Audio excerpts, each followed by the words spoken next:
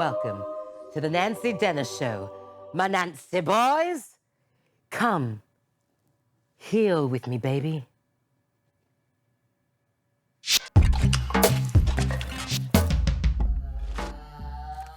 Welcome back to another episode. Thank you so much for coming with me. I can't believe you made it to another episode. That's crazy. Thank you.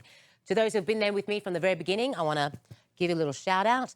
To those who had just come on board, welcome to the ride. And to any of you who have left, fuck you, fuck your mum, fuck your dad, fuck your ancestors. I fucking hate you anyway. Nah, I'm joking. Nah, I love you. And I love your mum and I love your dad and I love your ancestors. Honestly, babes, you do you. You do you, babe. Okay? All right, everybody. Please come on in and join me on an acknowledgement of country. I'd like to acknowledge and pay my respects to the Gadigal people of the Eora Nations, whose land I am on today, expressing myself, giving love, breathing, creating, and existing on. Without them and their sacrifice and taking care of this land, we wouldn't be able to be on this land. And I pay my absolute respects to them. And I'd also like to pay my respect to elders past, present, and emerging as well. And now we'll do a little prayer to the ancestors. Closing your eyes is optional. Ancestors, thank you. I'm so grateful for you for everything that you do for me, for being here with me in this space, walking with me during this journey on life here on Earth, and also to everybody else's ancestors who are here with us today. Thank you for being with them. Without our ancestors, we wouldn't exist, and we must always be grateful and thankful to them. Thank you so much for your love and for your protection and for your guidance. Love you. I am a thick goddess. I'm a thick goddess. So beautiful is my round, curvaceous self. I am gorged and gorgeous. I'm swole, bruh. My gym is the kitchen, and I bench that burger and fries, and I do my reps repeatedly, dipping in that BBQ sauce, because I am beautiful. I am a thick goddess of the African diaspora, a brick house. My ass is a seat for my nieces and nephews and for my little friends. They have all had a ride on my African hide, authentic in its growth, been growing since birth, since the miracle of my godly conception. I am a thick-assed goddess. My ass assassinates the masses with a shadow that reaches and peaks across the land as the sun hits me from above. I am a thick goddess. But in truth, I also think I am fat with a big F-A-T, with a big F-U-C-K. Fuck you, you fat, ugly, cellulite, dazzled, thick-legged, fat-ass, fat-titty, savage, black beast. You overeating hoe bag bitch. How dare you feel comfortable in your thickness? You overcooked, choc-chip, chocolate cookie dough cunt. How dare you feel at ease in them pencil skirt jeans, feeling your thighs touch as the heat you emanate makes you drip, drip, drip down between your rubbing thighs as the sweat falls from between your legs like teardrops of dread. As you walk, as you sway, while you flaunt your swag, you raggedy ass fucking fat black bitch beast.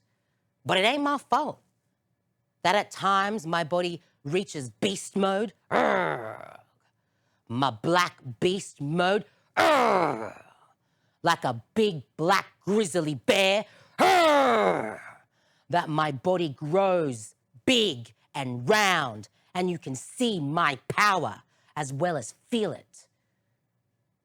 It's taken me a long time, I think too long of a time, to be comfortable in my thickness. The fact that I am a thick goddess. No matter what the scale says, I ask myself, but am I healthy? Am I strong? Is my mind right? Is the light and the dark in me, in I, within my soul, balanced, at peace with each other, able to talk to each other and realize that the best path is an alive path, that the best path is the one that honors my life, that honors my ancestors, that honors the real truth and facts that they lived, they loved, they killed, and they died for my existence. Am I okay today? In this moment? Am I able to breathe? Be present? Because I am the gift that my ancestors wished for. I am, and I am grateful. The truth is, people, I am. I fucking am, bitch. Whether I'm little thick goddess or big thick goddess, whether the scale is over that 100 kg mark or under, I am a gift. I'm always in black bitch beast mode, and my mind is savagely witty, and my heart is wide and open, and my ass will never leave me. That's how devoted it is to me. Even when I try not to feed it, it will defy all the odds and be there, casting a shadow over the masses that reaches and peaks across the land. It's divine. I'm divine. I'm a goddess. I am a thick goddess. And now, let's take 3 breaths in through the nose and out through the mouth. Breathe in.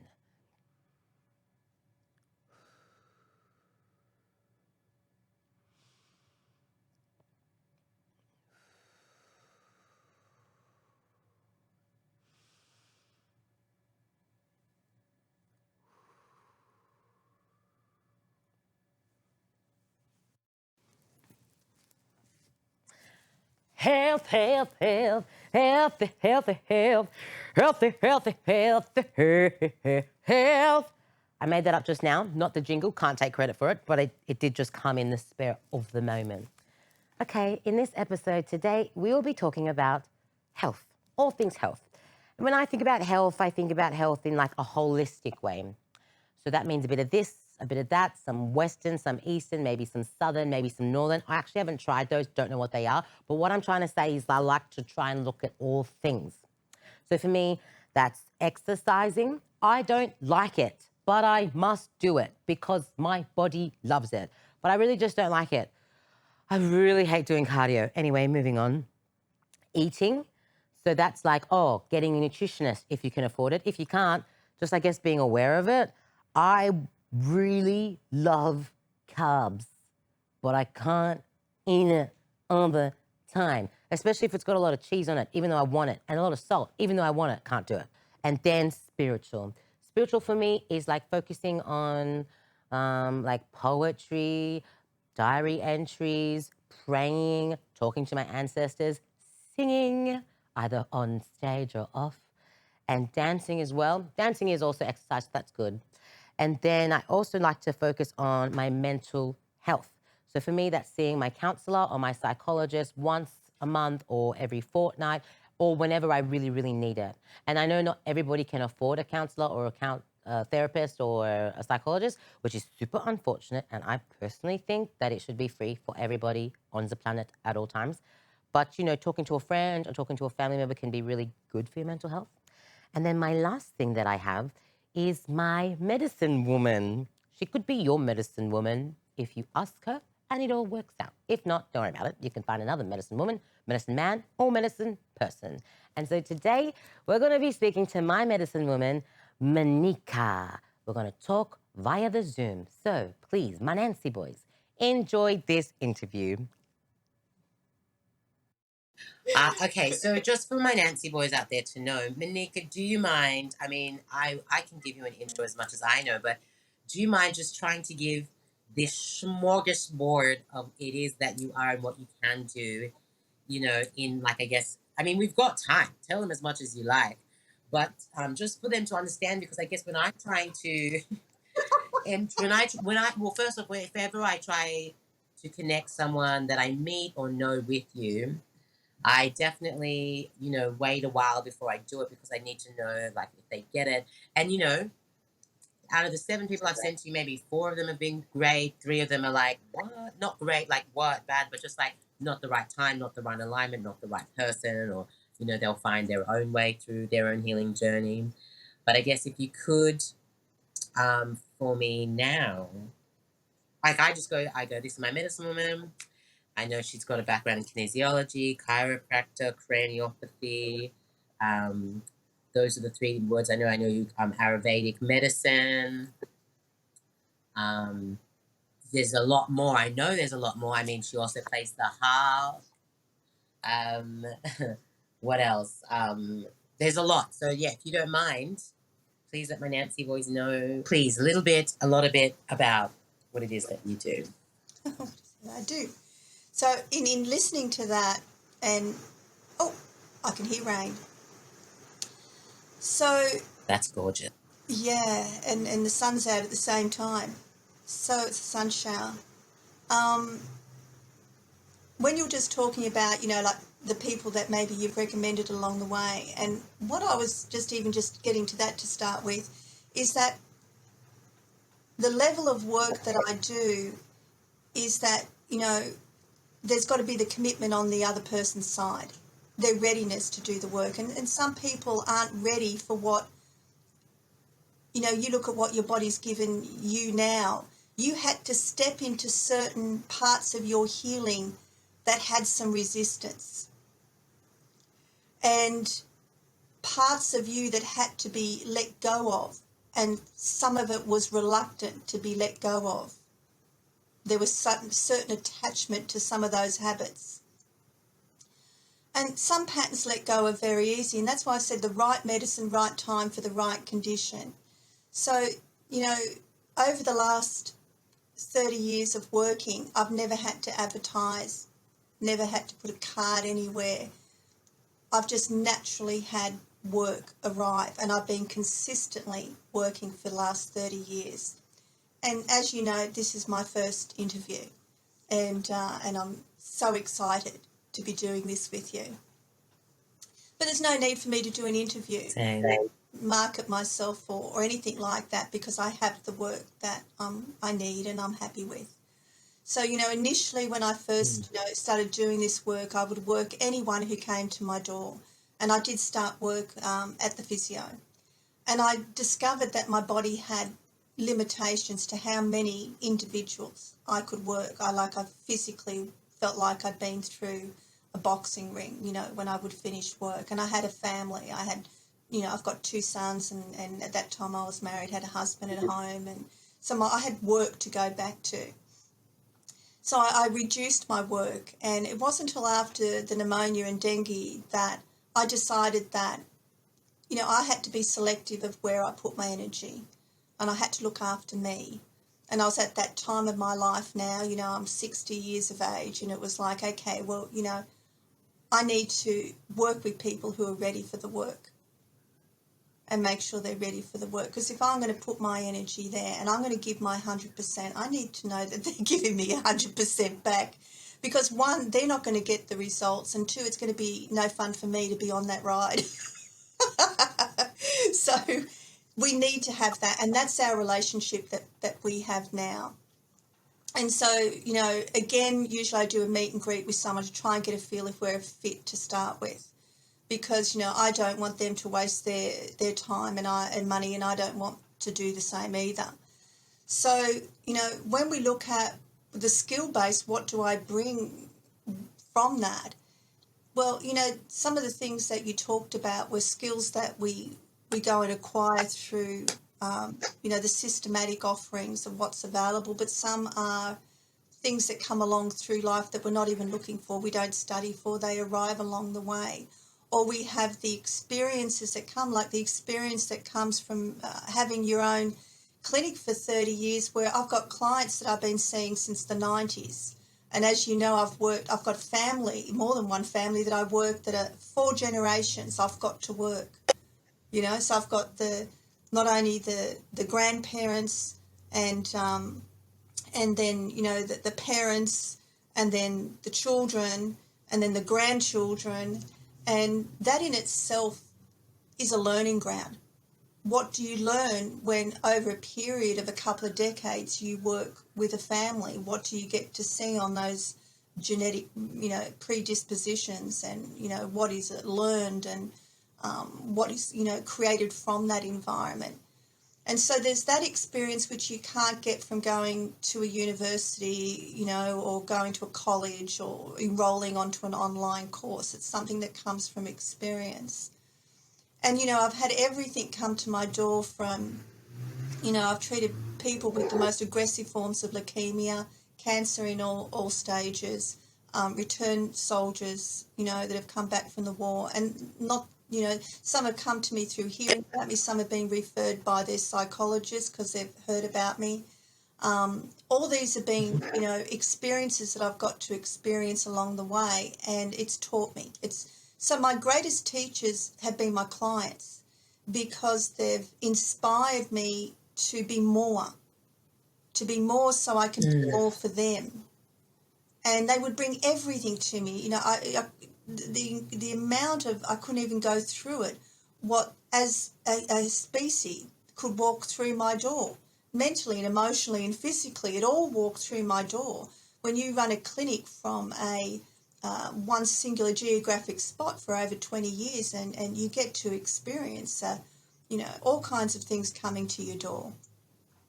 So these days I work a little bit differently, but in that basket, from what you were talking about, yes, I started off as naturopathy in the 90s.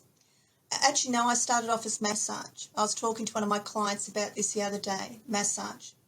And I only worked on people I knew because I felt that I didn't want to work on strangers.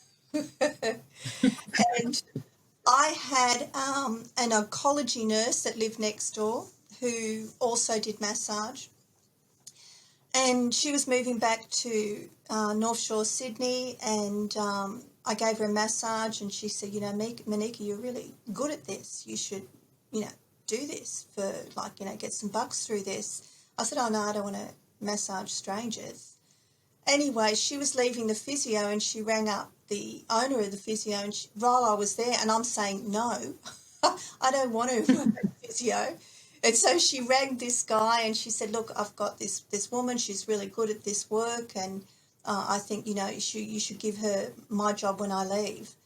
And so I agreed to go in, and I was so sure. I set the rules for him. I said, look, I'll give it 3 months. And I was there for 3.5 years. And yeah, and it was through that experience of working on people that I saw what I did work, and I saw the benefit of being of service on that level, and it felt good. It felt good to be able to do something good for another human being that was in discomfort. And it was there that I discovered kinesiology, because I had an injury from playing netball, and I didn't think I could work anymore because I couldn't bend over people, and every time I stood up straight, my back was just so sore. I'd come home, flop on the bed, and, couldn't do anything, couldn't make dinner, nothing. And then I found someone who knew a kinesiologist locally, and I went to see him, and he tested my psoas muscle, which is the hip twister. And it's one of the first fight or flight muscles in running. And he put it into action, and it was hyper, weak as anything, couldn't hold it up. I asked him for 3 goes to hold that leg up, and I couldn't hold the leg up. It was so weak, particularly on my left side. And then he held 2 points above my belly button and retested my leg, and bang, it came strong. And I thought, what is this stuff? It was like, what are you doing to me? And then he asked me, he said, how much water do you drink? And it was like, oh, I don't know. No. 4 cups, 8 cups, who knows? I don't count, And he said, your kidneys are really dehydrated. You need to drink more water. So he worked on me. It felt better. And within 6 treatments, it was like, fine, not a problem. But I was so on this thing, I thought, I'm going to learn it. And the beauty of having an already existing clientele base at the physio is that I could learn the thing and practice the thing, which a lot of people can't do when they learn something. I had an instant clientele to practice on.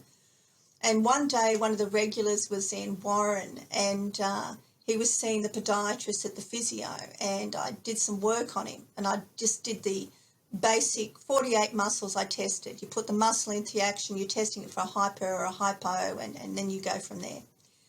And his bladder muscle came up, and sacrospinalis, and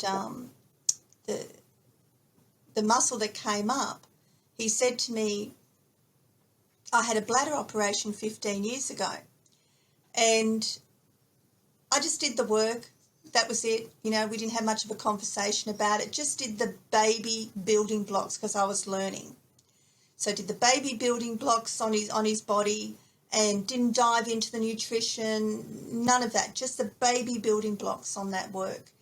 And that afternoon he was waiting to see the podiatrist, and he was down in the waiting room, and he's poking his quadricep muscle. And I walked down, what are you doing, Warren? And he said, Maneeka, I can feel this leg. And I was like, yeah. And he said, I don't know what you did, swung on your broomstick.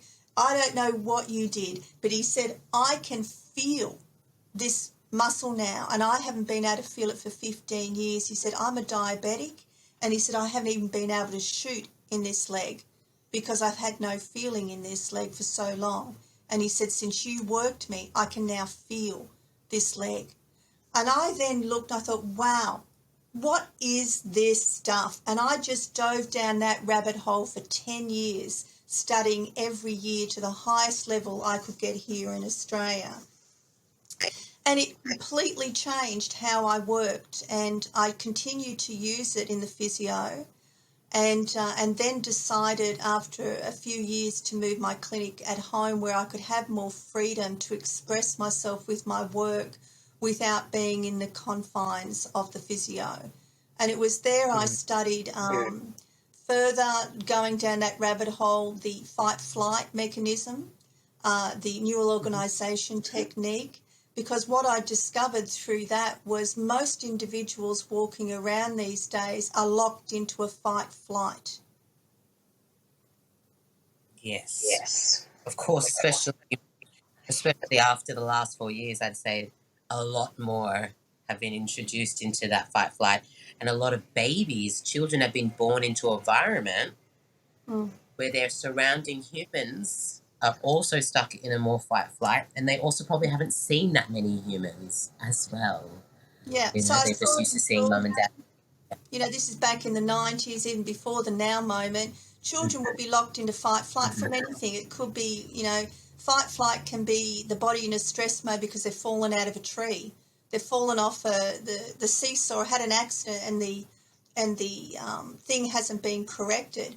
A person can be domestic violence. I will say a woman could be locked into a fight-flight with her jaw clenching just at the anticipation of the husband coming home.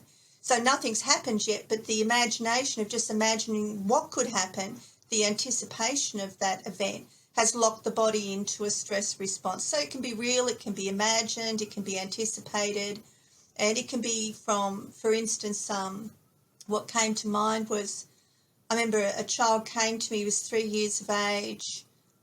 He was diagnosed on the autistic scale, and his mother got him vaccinated at that stage with the typical vaccination shots. He was her second child. And when he came up my driveway, I noticed he wasn't making any contact. And she said the child he was before he got vaccinated was different to the child he was after he got vaccinated. So he became very disconnected, head banging, you know, all those kind of things. And she had videos to show what he was like, videos to show after, but they weren't going to admit this was a vaccination damaged child. So she took that child to a local guy who worked with homeopathy, gave him a vaccinium for that, and she felt that it didn't work. And her mother was a nurse. So I had the mother, the grandmother, the mother and the child turn up on my doorstep, and she'd heard about me. And when I first looked at that child, I could see he was in accident mode. His neck was out, and there were a few things out on his body. And I said to the mum, did he have a fall? And she said, he had a fall a week before he was vaccinated. And I said, well, that could be why he's had a reaction, is because his head wasn't on, his neck was out, his nervous system was shot, and then he's been, hit with a synthetic protein for his immune system to deal with, and his body's gone into overload. So once I corrected that issue, his body then tested up for the exact same homeopathic that the previous practitioner had given him. But this time it worked. So it wasn't that the previous practitioner had given him a medicine that didn't work, it's that the body didn't know what to do with it. Because its neck was, it was locked into this fight-flight position. I would check this on even a little baby comes in, I check their gait, because it's incredible. Like, they can get a gait getting born. Getting born is not an easy thing to do either. So anyway, this child now has finished high school and is going through law school. He was top of his class all the way through. He was, what do they call those school leaders? Very valedictorian or something like. I don't know. When they elect school captains. That's it. So, and his mum was a teacher. So I suppose maybe that comes with that territory. But he went on to succeed anyway. No, the only issues I could see with that child ongoing, because I continued to work with him, was his stomach never really recovered. He would have digestive issues that we had to continue to work with from that experience. But the point is that he was placed on an autistic scale by the association, and then when they reevaluated, they said to his mother, he's no longer on the scale, and asked her, what have you been doing? So this child went onto the autistic scale, and within a short period of time, we're talking, it was less than a year, he was reevaluated and seen to be no longer on the scale. So she wrote to them and said, look, this is the treatments that I was doing for him. So, was he really an autistic child if within the right treatments, the right medicine at the right time and the right condition was delivered, and he came out no longer on that scale? So these kind of experience, I think, help shape who I am as a practitioner to this very day. So when I look at, skill bases, I went on to study myofascial therapy, cranial sacral therapy, homeopathy, all this up until 2004. I started studying Tibetan medicine with my still teacher, Dr. Nida Chendang Sang. He's Head Nagpa of Tibet and lives in Rome at the moment, travels the world. He's one of the few Tibetan doctors that can go back into Tibet and not get thrown in a Chinese prison. And then also during the time of kinesiology, I studied some Chinese medicine as well. And then in 2010, Ayurvedic medicine. As you know, I spent some time in India, and I still work with Ayurvedic doctors with Auravashtra and 5-element eco designs, and also within my work. So my basket I've continued to add to. Like I said, I added with kinesiology for 10 years every year until I knew I was over it. It was like, I'm no longer interested. I don't want to take it any further. And I'll just fuse it now with everything else that I've got. And so I got led to Tibetan medicine because I got led to Dr. Nida through my teacher, Chogyal Namakai Norbu, who was my Dzogchen Buddhist master, who he passed away in 2018. And Dr. Nida was working, had left he was setting up his own institute, Shangshung Institute, Traditional Tibetan Medicine. And so I was one of his first students to go through in 2004. And only last week I was up at 2:00 in the morning doing, teachings with him. So we still regularly connect through this medium though now, because I haven't been able to travel and see him for quite a long time.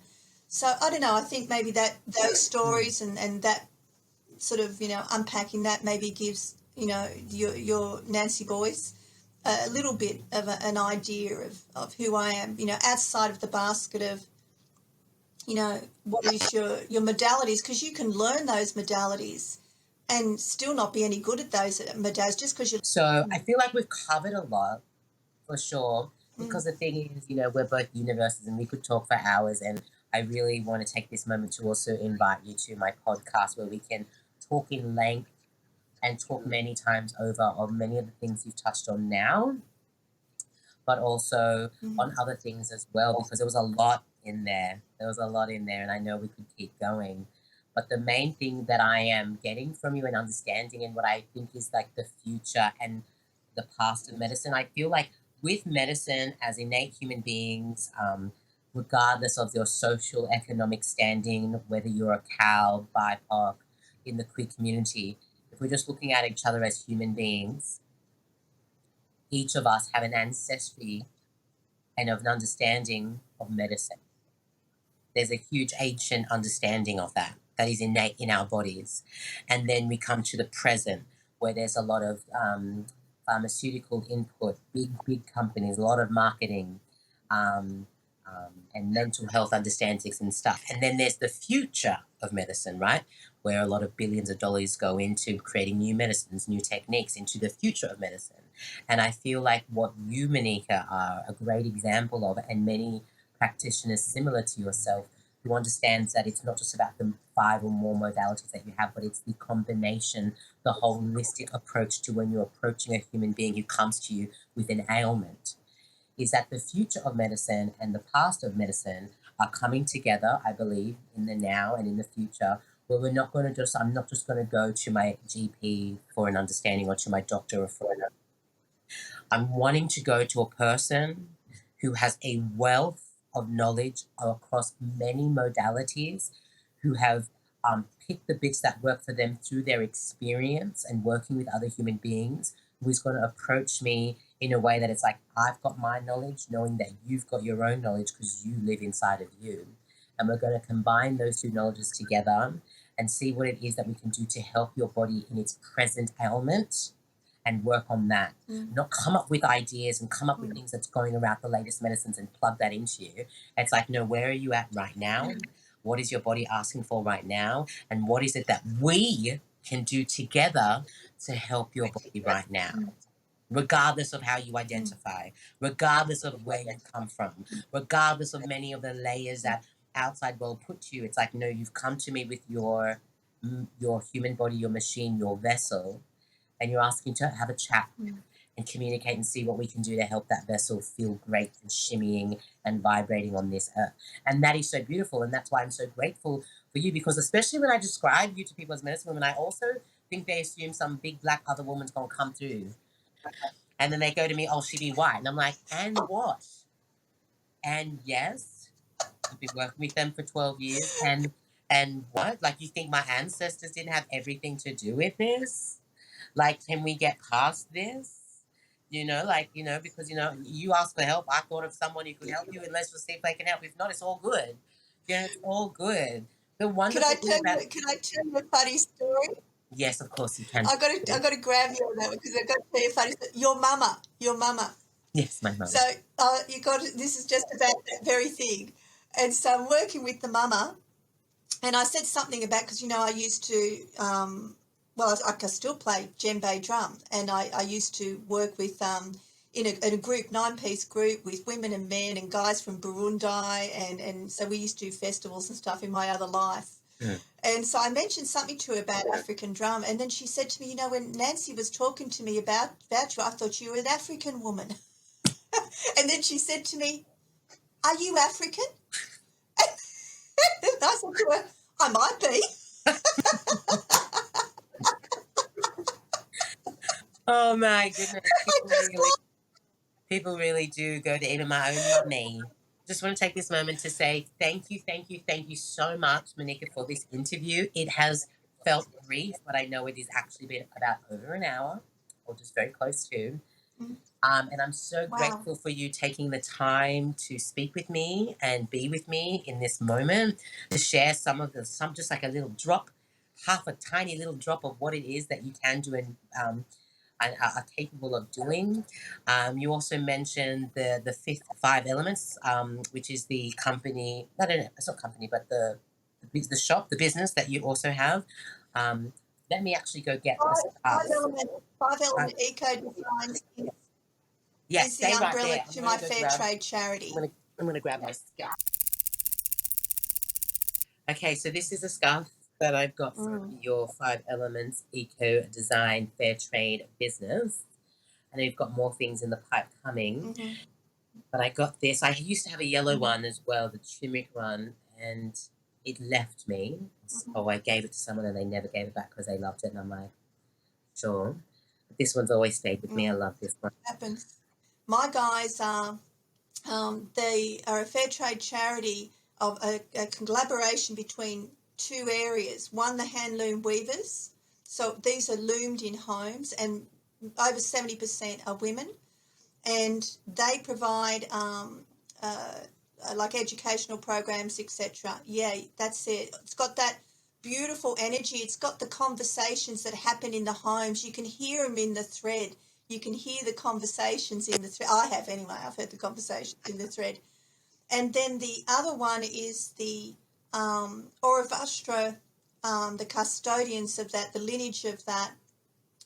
Rajan's 12th generation Ayurvedic doctor, and in his family creating 12 generations, creating healing fabrics, Ayurvedic medicine in the fabric. So it's different to plant diet. What you drink as a medicine goes into the fabrics.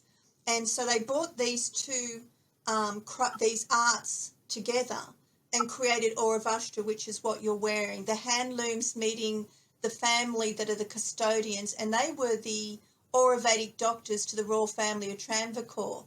And so it's only been since 2010 that this art is available to the world. And I've got to say, you're one of the first to get those scarves, because they were the very first things that I did. So thank you, my love, for being one of the first ones to love it, know it, feel it, and purchase it. It's kind of amazing because I've had this for maybe 10 years actually now. And it looks almost exactly the same as the day that I grabbed it off you. There is a little hole somewhere that just happened from my, where did it go? Little tiny hole there, but that's like, considering this whole thing, I will never, ever, ever get rid of it. I just want to thank you so much, Maneeka, for coming onto the Nancy Zenner Show and having your first interview ever. I'm very honoured, very blessed, very grateful for that opportunity. We will continue these conversations, I know, for a long time and continue to chat. But also just thank you for coming on board and speaking with me and sharing some of your knowledge and some of the things that you've been through with myself and also like within your own life. With my Nancy boys, I hope they have now a slightly more deeper understanding of some of the things that you do, and also when it comes to health, how you work and how it can work. And I'm just very grateful. I want to say thank you to the ancestors that have joined us in this conversation. Thank you so much. And to the Gadigal people of the land that I am on, to the traditional owners, custodians of the land that you're on, thank you as well for having us and letting us be here with you. And I'm so grateful. Let's do like 3 breaths on the out to close this wonderful portal moment interview. Whenever you're ready and in your own time.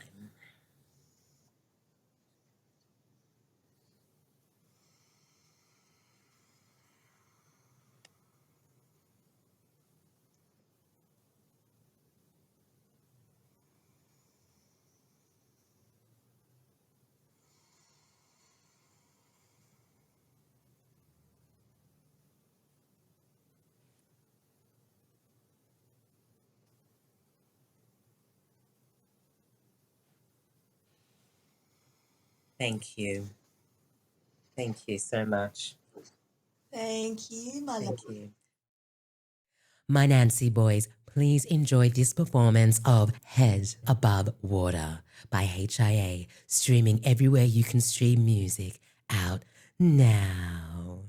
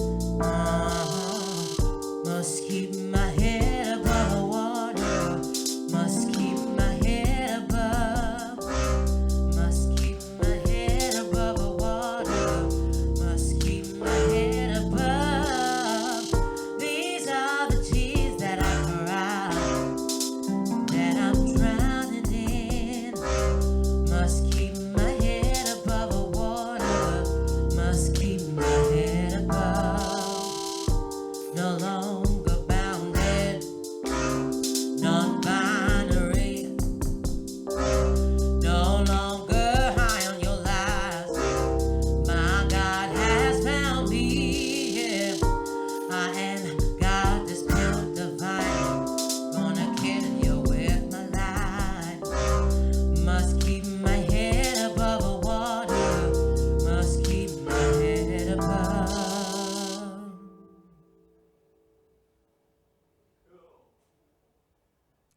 My Nancy boys, thank you so much for joining me on another episode of the Nancy Dennis Show. You made it all the way to the end, and I really, really appreciate it. Very, very grateful. Please tell your friends, your family, anybody you love to come and join me for the next one. Guys, please like, comment, and share. I hope you enjoyed the interview with Maneeka. And see you next time. Yeah, just be aware though, with the comments, if you write something nasty, I'm going to reply to you directly when I feel like it. Okay, bye. Toodaloo.